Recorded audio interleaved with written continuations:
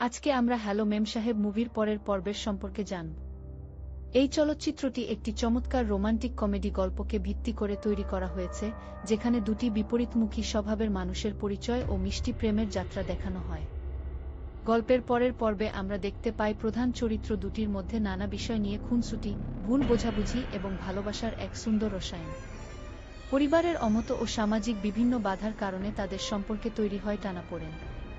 কিন্তু তারা কিভাবে পরস্পরের প্রতি ভালোবাসা ও বিশ্বাস ধরে রেখে সব প্রতিকূলতা অতিক্রম করে, তা পরবর্তী অংশে খুব সুন্দরভাবে ফুটিয়ে তোলা হয়েছে।